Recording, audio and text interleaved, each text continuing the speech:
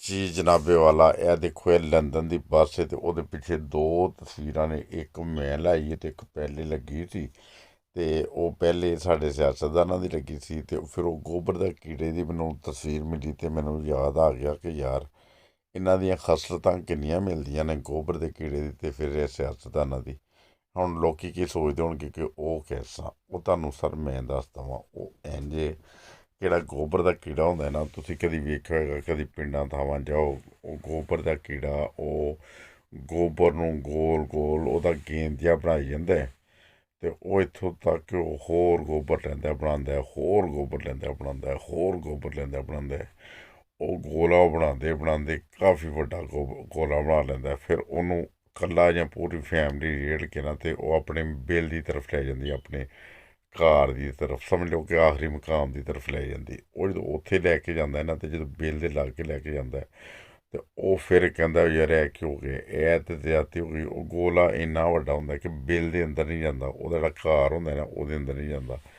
ਆਖਰਕਾਰ ਉਹਨੂੰ ਮਜਬੂਰ ਹੋ ਕੇ ਇਕੱਲੇ ਨੂੰ ਆਪਣੇ ਘਰ ਜਾਣਾ ਪੈਂਦਾ। ਤੇ ਉਹੋ ਹੀ ਹਿਸਾਬ ਸਾਡੇ ਸਿਆਸੀ ਜਿਹੜੇ ਸਰਬਰਾਹ ਜਿਹੜੇ ਲੀਡਰਾਂ ਨੇ, ਉਹਨਾਂ ਦੇ ਵੀ ਇਹ ਸੂਰਤ ਹਾਲ ਹੁੰਦੀ। ਉਹ ਵੀ ਸਾਰੀ ਉਮਰ ਜਿਹੜਾ ਹੈ ਨਾ ਗੋਬਰ ਦਾ ਗੋਲਾ ਤਿਆਰ ਕਰਦੇ ਰਹਿੰਦੇ, ਮਾਲੋ ਦੌਲਤ ਇਕੱਠਾ ਕਰੀ ਜਾਂਦੇ। ਹਾਲਾਂਕਿ ਇਹ ਜ਼ਿੰਦਗੀ ਇੱਕ ਆਰਜ਼ੀ ਜ਼ਿੰਦਗੀ ਹੈ, ਠੀਕ ਹੈ। ਉਹ ਜਦੋਂ ਆਪਣੇ ਆਖਰੀ ਸਫ਼ਰ ਦੀ ਤਰਫ ਜਾਂਦੇ ਨੇ, ਹੱਥ ਧੋ ਕੇ ਜਾਣਾ ਪੈਂਦਾ। ਬਲਕਿ ਤੁਸੀਂ ਇਹ ਹੀ ਜਿਹੜੀ ਤਸਵੀਰ ਦੇ ਵਿੱਚ ਕੋਈ ਸਾਡੇ ਸਿਆਸਤਦਾਨ ਐਸੇ ਨੇ ਕਿ ਜੈਸੇ ਮੀਆਂ ਸਾਹਿਬ ਦੇ ਵਾਲਦ ਸਾਹਿਬ ਫੌਤ ਹੋਏ, ਠੀਕ ਹੈ। ਇਹਨਾਂ ਨੂੰ ਇੰਨੀ ਤੌਫੀਕ ਨਹੀਂ ਮਿਲੀ ਕਿ ਉਹਨਾਂ ਦੇ ਨਾਲ ਜਾ ਸਕੇ, ਇਸ ਲਈ ਕਿ ਇਹ ਆਪਣੀ ਜਿਹੜੀ ਦੌਲਤ ਬਚਾਉਣ ਦੇ ਚੱਕਰ ਦੇ ਵਿੱਚ, ਫਿਰ ਉਹਦੇ ਬਾਅਦ ਬੇਟੀ ਹੈ ਉਹਨਾਂ ਦੀ ਤਰਸਦੀ ਪਈ ਪਾਕਿਸਤਾਨ ਦੇ ਵਿੱਚ ਕਿ ਆਪਣਾ ਬਾਪ ਕੋਲ ਚਲੇ ਜਾਵਾਂ। ਉਹ ਇਸ ਚੀਜ਼ ਦੀ ਤਰਸਦੀ ਪਈ ਕਿ ਬਾਪ ਤੋਂ ਉਦਾਸ ਹੋਈ, ਉਦਾਸ ਨਹੀਂ ਬਾਪ ਤੋਂ, ਉਹ ਇਸ ਤੋਂ ਉਦਾਸ ਹੋਈ ਹੈ ਕਿ ਕਿਤੇ ਕੱਲ੍ਹ ਨੂੰ ਮੇਰਾ ਵੀ ਕੋਈ ਖਾਤਾ ਖੋਲ੍ਹ ਕੇ ਫਿਰ ਨਾ ਮੈਨੂੰ ਫੜ ਕੇ ਅੰਦਰ ਕਰ ਦੇਣ। ਫਿਰ ਉਹਦੇ ਬਾਅਦ ਉਹ ਜਿਹੜੇ ਬੇਟੇ ਨੇ ਦੋਨੋਂ, ਉਹਨਾਂ ਦੀ ਵਾਲਦਾ ਫੌਤ ਹੋ ਗਈ, ਉਹ ਉੱਥੇ ਨਹੀਂ ਪਹੁੰਚੇ। ਫਿਰ ਉਹਦੇ ਬਾਅਦ ਮੀਆਂ ਸਾਹਿਬ ਦੀ ਬੇਗਮ ਸਾਹਿਬਾ ਦੀ ਫੌਤ ਹੋ ਗਈ, ਉੱਥੇ ਨਹੀਂ ਪਹੁੰਚੇ। ਦੇਖਿਓ, ਇਹ ਦੇਖੋ, ਇਹ ਸਿਰਫ ਆਪਣਾ ਗੋਲਾ ਵੱਡਾ ਕਰਦੇ ਪਏ ਨੇ, ਤੇ ਗੋਲਾ ਬਚਾਉਣ ਰਹੇ ਨੇ। ਹਾਲਾਂਕਿ ਗੋਲਾ ਜਿਹੜਾ ਹੈ ਨਾ, ਉਹ ਇਹਨਾਂ ਨੂੰ ਇਸ ਦੁਨੀਆ 'ਤੇ ਛੱਡ ਕੇ ਜਾਣਾ ਪਏਗਾ। ਉਹ ਤੇ ਇਹ ਸਿਰਫ ਗੋਲਾ ਉਹਨਾਂ ਨੇ ਬਹੁਤ ਵੱਡਾ ਕਰ ਲਿਆ। ਹਰ ਕੋਈ ਆਪਣੇ ਸਰਾਖ 'ਚ ਜਾਈ ਜਾਂਦਾ ਵੀ ਵਕਤ ਦੇ ਨਾਲ ਲੈਣਾ, ਮਗਰ ਇਹ ਉਹ ਗੋਲਾ ਬਾਹਰ ਹੀ ਛੱਡ ਕੇ ਜਾ ਰਿਹਾ। ਤੇ ਇਹਨਾਂ ਨੂੰ ਸਮਝ ਨਹੀਂ ਆਉਂਦੀ ਵੀ ਸਾਨੂੰ ਕਿ ਇੱਕ ਦਿਨ ਐਸਾ ਆਉਣਾ ਕਿ ਗੋਲਾ ਇਹਨਾਂ ਨੂੰ ਵੀ ਛੱਡ ਕੇ ਜਾਣਾ ਪੈਣਾ ਹੈ ਜਿਹੜਾ। ਤੇ ਖੁਦਾਰਾ ਤੁਸੀਂ ਇਹ ਜਿਹੜਾ ਗੋਬਰ ਦਾ ਗੋਲਾ, ਜਿਹੜਾ ਮੇਰੀ ਹੁਕਮਰਾਨਾਂ ਨੂੰ ਦਰਖਾਸਤ ਹੈ, ਸਿਆਸਤਦਾਨਾਂ ਨੂੰ, ਕਿ ਗੋਬਰ ਦਾ ਗੋਲਾ ਨਾ ਇੰਨਾ ਵੱਡਾ ਕਰੋ, ਤੁਸੀਂ ਇੱਥੇ ਹੀ ਛੱਡ ਕੇ ਜਾਣਾ ਪੈਣਾ ਤੁਹਾਨੂੰ। ਦੇਖੋ ਜੋ ਗੰਦਮੰਦ, ਜੋ ਦੇਖੋ ਮੁਲਕ ਦੇ ਖਜ਼ਾਨੇ ਲੁੱਟ ਕੇ ਸਭ ਕੁਛ ਕਰਕੇ। ਹੁਣ ਇਸਹਾਕ ਡਾਰ ਸਾਹਿਬ ਨੇ, ਇੰਤਹਾਈ ਅਫਸੋਸ ਦੀ ਗੱਲ ਹੈ ਕਿ ਉਹਨਾਂ ਦਾ ਜਵਾਨ ਬੇਟਾ ਫੌਤ ਹੋ ਗਿਆ। ਉਹ ਤੇ ਬਾਪ ਜਿਹੜਾ ਹੈਗਾ ਮੇਰੇ ਖਿਆਲ ਉਹਦੀ ਉਹ ਡੈਥ 'ਤੇ ਵੀ ਨਹੀਂ ਗਿਆ। ਤੇ ਜੋ ਵੀ ਸੂਰਤ ਹਾਲ ਹੈ, ਹਰ ਕੋਈ ਆਪਣਾ ਆਪਣਾ ਗੋਲਾ ਬਣਾਉਣ ਦੀ ਤਿਆਰੀ ਕਰ ਰਿਹਾ ਹੈ, ਗੋਬਰ ਦਾ ਗੋਲਾ, ਕਿ ਮੇਰਾ ਜਿੰਨਾ ਵੱਡਾ ਵੀ ਹੋ ਜੀ। ਆਖਿਰਕਾਰ ਬਿੱਲ ਦੇ ਵਿੱਚ ਤੇ ਕੋਈ ਵੀ ਨਹੀਂ ਲੈ ਕੇ ਜਾ ਸਕੇਗਾ, ਨਾਲ ਤੇ ਕੋਈ ਵੀ ਨਹੀਂ ਲੈ ਕੇ ਜਾ ਸਕੇਗਾ। ਹੋਰ ਤੇ ਹੋਰ ਯਾਰ, ਆਬਦ ਸ਼ੇਰ ਅਲੀ ਸਾਹਿਬ ਦੀ ਥੋੜ੍ਹੇ ਦਿਨ ਪਹਿਲੇ ਹੀ ਵਿਚਾਰੀ ਜਿਹੜੀ ਅਹਿਲੀਆ ਸੀ, ਉਹਨਾਂ ਦੀ ਵਫਾਤ ਪਾਈ ਹੈ। ਉਹਨਾਂ ਦੀ ਬਜਾਏ ਇਸ ਦੇ ਕਿ ਉਹਨਾਂ ਦੀ ਆਖਰੀ ਰਸੂਮਾਤ ਅਖਤਿਆਰ ਜੋ ਹੁੰਦੀਆਂ ਨੇ, ਉਹਨਾਂ ਲਈ ਉਹ ਪਾਕਿਸਤਾਨ ਜਾਂਦੇ। ਅਫਸੋਸ ਦੀ ਘੜੀ ਸੀ, ਉਹਨਾਂ ਨੇ ਦੁਬਾਰਾ ਨਹੀਂ ਆਉਣਾ।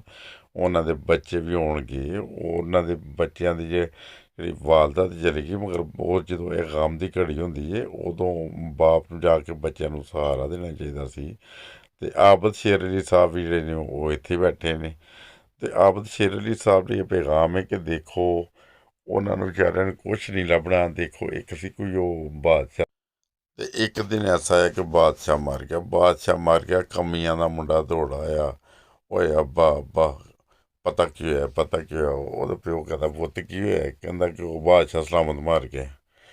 ਕਹਿੰਦਾ ਕੋਈ ਗੱਲ ਨਹੀਂ ਪੁੱਤਰ, ਤੂੰ ਆਪਣਾ ਕੰਮ ਕਰ। ਤੇ ਉਹ ਥੋੜ੍ਹੇ ਦਿਨ ਗੁਜ਼ਰਦੇ ਤੇ ਉਹ ਬਾਦਸ਼ਾਹ ਦਾ ਪੁੱਤਰ ਬਣਿਆ ਹੁੰਦਾ ਬਾਦਸ਼ਾਹ। ਉਹ ਫਿਰ ਦੌੜਾਉਂਦਾ, ਕਹਿੰਦਾ ਅੱਬਾ ਅੱਬਾ ਬਾਦਸ਼ਾਹ ਦਾ ਪੁੱਤਰ ਵੀ ਮਰ ਗਿਆ।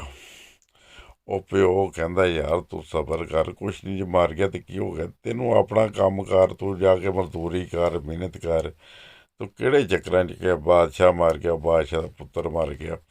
ਫਿਰ ਉਹਦਾ ਬਾਦਸ਼ਾਹ ਦੇ ਜਿਹੜਾ ਉਹ ਦੂਸਰਾ ਬੇਟਾ ਬਣ ਜਾਂਦਾ ਨਾ ਬਾਦਸ਼ਾਹ, ਤੇ ਉਹ ਕੁਛ ਦਿਨ ਬਾਅਦ ਉਹ ਫੌਤ ਹੋ ਜਾਂਦਾ। ਤੇ ਉਹ ਕਹਿੰਦਾ ਬਾਬਾ ਬਾਦਸ਼ਾਹ ਤੋਂ ਦੂਜਾ ਪੁੱਤਰ ਵੀ ਮਰ ਗਿਆ। ਉਹਨੇ ਕਿਹਾ ਗੱਲ ਸੁਣ ਮੇਰੀ, ਜਿਹੜਾ ਕੰਮ ਹੀ ਨਾ, ਉਹਨੇ ਆਪਣੇ ਪੁੱਤਰ ਨੂੰ ਕਿਹਾ ਪੁੱਤ ਗੱਲ ਸੁਣ, ਇਹ ਸਾਰੀ ਦੁਨੀਆ ਵੀ ਮਾਰੀ ਨਾ ਤੇ ਤੂੰ ਬਾਦਸ਼ਾਹ ਨਹੀਂ ਬਣਨਾ। ਤੇ ਇਹ ਆਬਦ ਸ਼ੇਰ ਅਲੀ ਸਾਹਿਬ ਨੂੰ ਪੈਗਾਮ ਹੈ ਕਿ ਜਿਹੜਾ ਮਸੀਹ ਮਰ ਜਾਵੇ ਤੇ ਸ਼ੇਰ ਅਲੀ ਸਾਹਿਬ ਤੁਹਾਨੂੰ ਕਿਸੇ ਨੇ ਨਹੀਂ ਬਣਾਉਣਾ ਮੁਸਲਿਮ ਲੀਗ ਨੂੰ ਦਾ ਸਦਰ, ਠੀਕ ਹੈ। ਤੁਹਾਡੀ ਉਹ ਜੋ ਪਾਰਟੀ ਦੇ ਵਿੱਚ ਜੋ ਵੀ ਸੂਰਤ ਹਾਲ ਹੈ ਤੁਹਾਨੂੰ ਪਤਾ ਹੀ ਹੈ, ਤੇ ਉੱਥੇ ਤੱਕ ਹੀ ਰਹਿਣਾ। ਤੁਹਾਨੂੰ ਗਾਲਾਂ ਗੂਲਾਂ ਕੱਢਣ ਨਹੀਂ ਰੱਖਿਆ ਕਿ ਦੂਜੀ ਪਾਰਟੀਆਂ ਦੇ ਬੰਦੇ ਨੂੰ ਗਾਲਾਂ ਗੂਲਾਂ ਕੱਢ ਲਈਆਂ ਤੇ ਸੇਫਟੀ ਗਾਰਡ ਦੇ ਤੌਰ 'ਤੇ ਤੁਹਾਨੂੰ ਇਸਤੇਮਾਲ ਕਰਦੇ ਨੇ। ਉਹ ਸੇਫਟੀ ਗਾਰਡ ਦੇ ਸਮਝਦੇ ਹੋਣਗੇ ਨਾ ਜਿਹੜਾ ਉਹ ਦਰਵਾਜ਼ੇ ਉੱਤੇ ਪਾਇਆ ਹੁੰਦਾ, ਠੀਕ ਹੈ। ਤੇ ਬਾਕੀ ਦੇਖੋ ਇਹ ਸਾਰੇ ਸਿਆਸਤਦਾਨ ਜਿਹੜਾ ਇਹ ਗੋਬਰ ਦਾ ਗੋਲਾ ਬਣਾਉਣ ਡੇ ਨੇ ਤੇ ਇਹਨਾਂ ਦੀ ਦੌੜ ਲੱਗੀ ਏ। ਇਹ ਸਿਰਫ ਫੈਮਿਲੀ ਦੀ ਤਸਵੀਰ ਸੀ, ਇਹ ਤੇ ਮੈਂ ਲਾਤੀ। ਇਸ ਤੋਂ ਇਲਾਵਾ ਵੀ ਜਿਹੜੇ ਸਿਆਸਤਦਾਨ ਨੇ, ਜਿਹੜੇ ਦੂਜੀਆਂ ਪਾਰਟੀਆਂ ਨੇ, ਜਿਹੜੇ ਮੁਖਤਲਿਫ ਨੇ, ਉਹ ਸਿਰਫ ਗੋਲੇ ਬਣਾਉਣ ਦੀਆਂ ਨੇ। ਸਿਰਫ ਇੱਕ ਬੰਦਾ ਹੀ ਆਇਆ ਵੀ ਕਿ ਇਹ ਗੋਲੇ ਬਣਾਉਂਦੇ ਹੋਏ ਇਹਨੂੰ ਛਾਂਟਾ ਫੜ ਕੇ ਆਇਆ ਤੇ ਉਹ ਛਾਂਟੇ ਮਾਰਦਾ ਪਿਆ, ਕਹਿੰਦਾ ਕਿ ਨਾ ਗੋਲੇ ਬਣਾਓ, ਬੰਦੇ ਦੇ ਪੁੱਤਰ ਬਣੋ ਯਾਰ, ਨਾ ਤੁਸੀਂ ਇਹ ਮਾਲ ਖਾਓ, ਨਾ ਤੁਸੀਂ ਮੁਲਕ ਨੂੰ ਜਾੜੋ, ਤੁਸੀਂ ਆਖਰ ਕਰਕੇ ਨਾ ਕੁਛ ਨਾਲ ਲੈਣਾ। ਤੇ ਉਹ ਇਸ ਟਾਈਮ ਦਾ ਮੌਜੂਦਾ ਵਜ਼ੀਰ ਆਜ਼ਮ ਹੀ ਹੈ ਇਮਰਾਨ ਖਾਨ ਸਾਹਿਬ, ਉਹ ਕਹਿੰਦੇ ਨੇ ਗੋਲੇ ਨਾ ਬਣਾਓ, ਇੱਥੇ ਸਭ ਕੁਝ ਰਹਿਣਾ, ਪਰ ਇਹ ਕਹਿੰਦੇ ਗੋਲੇ ਬਣਾਉਣੇ ਨਾਲ ਲੈ ਕੇ ਜਾਣੇ ਨੇ।